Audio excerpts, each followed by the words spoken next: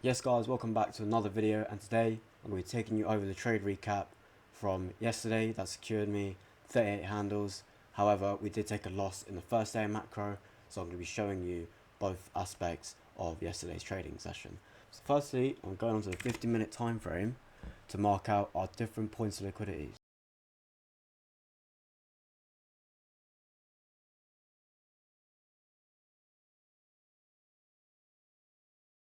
You can actually notice that the range between London lows and London highs is literally 40 points. Now, with a range of that minute distance, there is not a lot you can do with that. So what I then instantly started to do was look at other potential draws in liquidity, and the way you can do that is by simply going on the 50-minute time frame, and my bias going in for the day, so the daily was neutral, the 4 hour was neutral, the 1 hour was bearish, and my 50-minute bias was bearish as well. So coming into the macro, I was bearish. However, I was not going to be taking any short positions because the risk to reward simply to London lows was not there. It just wasn't there. It wasn't even giving me a 1 to 2. So I simply sat out most of the first day of macro, or the whole of the first day of macro, in fact.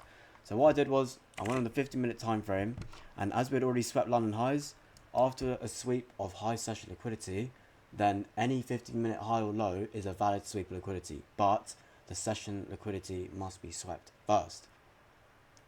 This 15-minute low here grabbed my attention, so I wanted this low to get swept as it was combined with a 15-minute bullish gap, or it was also a 30-minute and potentially a 1 hour and a 1 hour. So that point of sell side was inside of a 1 hour gap going all the way down to the 15-minute. So that is why for me it was a high point draw on liquidity. So from this point, I was actually seeing this as a potential short. However, I never usually short when price is at, say, London lows or Asia lows. So why would I start doing it now? Do you know what I'm saying? It makes no sense. So that's why you just got to stick to your rules. And I was like, nope, I'm going to wait for a clean setup to come. And when it comes, I shall take it. Although it played out, if you become experienced like me, where you've gone through so many FOMO trades and you've revenged so much where you just do not care, this is the kind of things that happen. A trade will run in front of you and you don't care because you know another clean setup is due to come.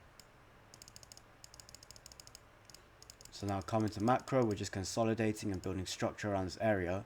Now instantly coming into the macro, we could see we're getting a displacement higher above this short-term high without sweeping this short-term low, whereas on ES we have displaced higher as well,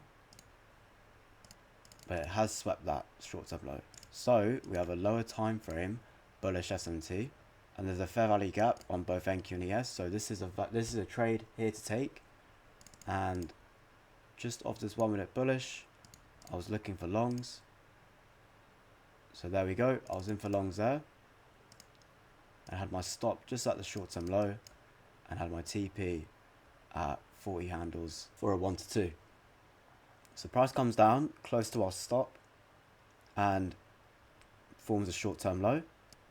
So once we form that short-term low, I'm now reducing my risk as we shouldn't come back lower to take out that point. Because remember, when you get in a position, you're putting your stop at the first short-term low. Therefore, you should always be trailing your stop to the first short-term low. Unless your trade is in profit, then you would trail it to previous short-term lows. So price has now come back to the entry point, and we formed another short-term high. And you'll see here, price then comes up and takes that short-term high. However, if you notice on ES, it hasn't taken that short-term high. So that means we have a bearish SMT. So I'll be reducing my risk to this short-term low with only 13 handles risk. And then you can see we get stopped out and price continues to run lower. So that is how you save yourself from losing an extra 7 handles on a trade and really reducing your risk and then capitalizing on gains when the setup comes along. Evaluating, I was like, okay, the trade was valid, we got stopped out, it's not a problem. So we have one more shot inside the lunch macro. Now what's the first thing that I noticed? On the 15-minute time frame, I noticed that we had swept this 15-minute high. Now remember what I told you guys, after a session sweep of liquidity, any 15-minute high or low is valid to be a liquidity sweep. So you'd simply mark this out as minor buy side. And what we can now see here is prices retapped into this 15-minute bearish gap. So we have a sweep of liquidity and price respecting a 15-minute bearish. We're also inside of a 30-minute bearish. And it's retraced, if you look on the high time frame, we've retraced to 50% of this range, which means that it's highly likely that once we get a retracement, price will want to move lower.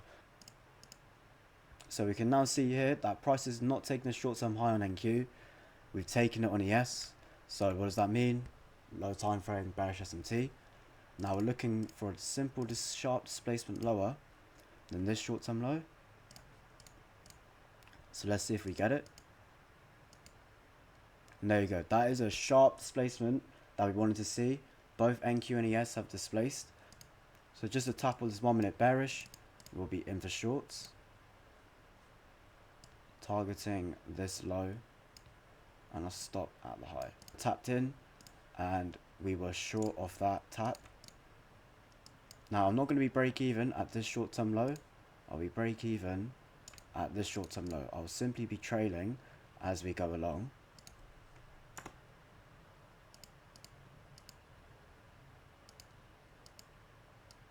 Okay, so I'm trailing my stop to the short term high, so we only have 3 handles risk on this trade now.